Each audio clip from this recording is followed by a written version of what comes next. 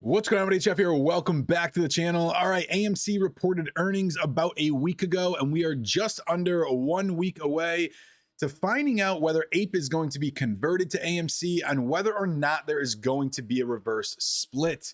Now, a couple weeks ago, I made a video on my take of reverse splits. I feel like I was very subjective on my point of view. I talked a little bit about the history of reverse splits, how stocks will react to reverse splits. Not always, okay, but kind of just give a broad overview of them. There was some positive feedback in the comments. It seemed like a lot of people did agree and understand with what I was saying. And also, there were some people that told me I didn't know what I was talking about and completely disagreed, which obviously, guys, there's room for argument. That's why I make these videos. I am only one person. This is just my opinion based on not only my personal feelings, but what I've learned inside the market.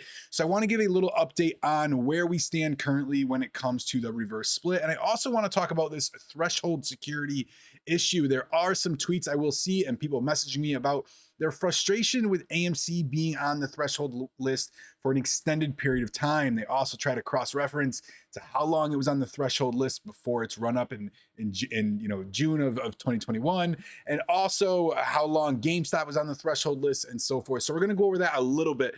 Let's get right into it. Before we start talking about AMC, I will give you guys a quick update on the market overview. I was talking about this 404 and 408 area on SPY for quite some time. You can see here that we channeled in between here, 408, more specifically 408, but also 404 acted as a strong support. It's very common in market structure. Once we break through an old support, it likes to get tested as new resistance. And we almost got to that 408 come on Monday. Tuesday, massive sell-off as soon as that 10 o'clock candle had opened.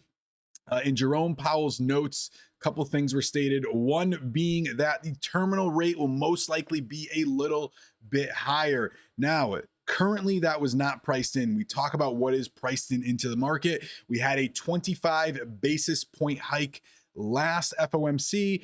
Currently, okay, we are pricing in actually a 50 basis point hike. But before Jerome Powell, okay, had started speaking, answering questions from the Senate and his pre-release notes, we were only about, let's say, about 78% priced in for a 25 basis point hike. Okay, now it's actually flipped to where that priced in for a 50 basis point hike. Okay, so it'll be really interesting to see exactly what happens. Obviously, CPI will be coming out before the FOMC date, and we have non-farm payrolls in just a couple days. And that is it for the rest of the market. Okay, now let's talk a little bit about AMC. AMC earnings came out. Seems like it was a little bit of a wash on either side. There was obviously some positives, okay, and some drawbacks, and still struggles, just like every company has, especially one that is still recovering from the pandemic. Now, unfortunately, when it comes to the stock chart, it actually played out pretty similar to every single earnings that we've seen, aside from the August of last year, when there was a little bit of a run up after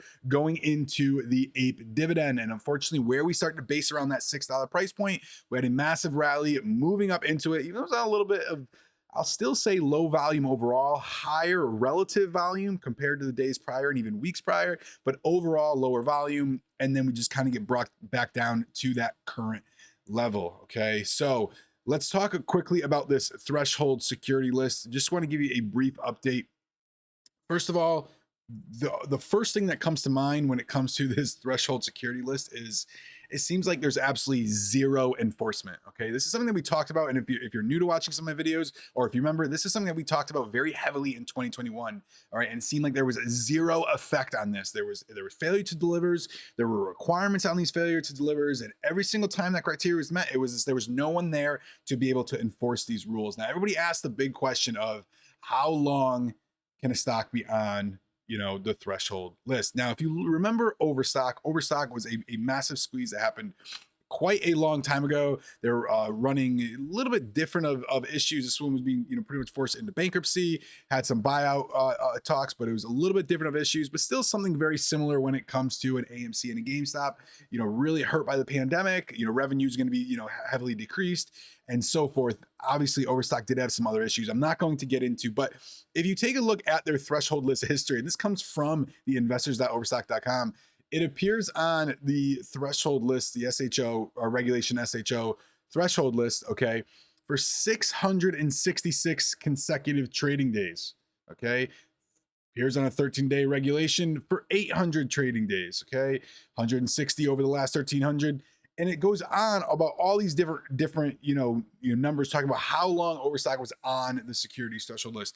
Point being, this list had come out not too far before, Overstock even started reporting this. And back then it seemed like there was zero, enforcement, by the officials in order to regulate what the requirements exactly are. And that's kind of what we're seeing right here. All right. And I'm talking about this at very face value. While there probably are other people on the internet that dive into, the nitty gritty details a little bit deeper than I do as of right now, I'm talking about this from face value. You can see that the stock is not being affected by this to the upside. That the pressure, on forcing these brokers to, actually deliver these FTDs is not affecting to the buy side. It's not pushing that price up on the short term. So we talked heavily about this, like I said, in 2021, and it seems like this is just another thing that is kind of being brought back up again, and that there was no influence directly on this.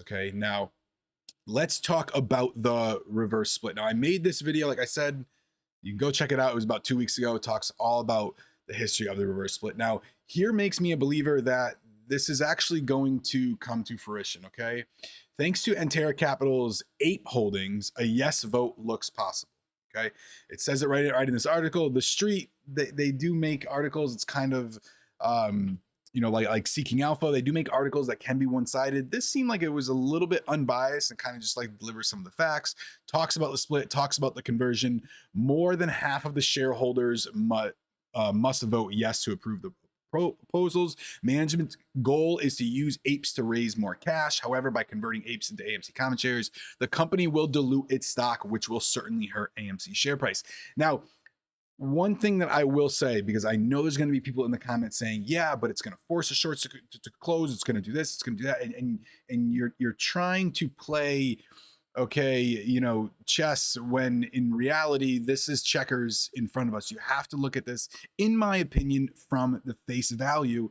And know that, listen, is there a possibility of heat being put on the shorts? Is there a possibility of, everything in the back end affecting, and causing serious buying pressure on AMC? Absolutely. But what does the front end tell you, right? What is the face value of that? Naturally, this will hurt AMC stock price, because that's what reverse splits tend to do. Now, like I said, guys, it doesn't always happen, and I'm really trying to make this video to talk about both sides, the positive, the upside and the downside, the positive and the negative. I definitely don't want to just be one-sided, because that's really just going to hurt people that do not have the same point of view as I do, or at least understand it. But naturally, I'd rather have you guys just be aware, of what potentially can happen. I showed you guys in my previous videos, I'm still holding, so therefore, if it does split and then we do see some downside, obviously it's going to affect me too. And I'm glad I have this knowledge in front of me to be able to at least know this. Whether I'm going to make a decision based on that or not, chances are I'm not. I've already have my AMC shares. I lost a few to the covered calls that have gotten released away. I was very open and honest with you guys, and I don't plan on doing anything anytime soon, especially given the just entire market, right? I liquidated a lot of my positions back at the end of 2021. Now is not a time, I'm going to start liquidating any positions. Not ready to get back into buying yet, and don't worry, I'll, tell everybody when I am, but not at a point where I want to be able to liquidate it. Now, here comes, a little bit deeper talking about the split and why I think it's going to happen right here.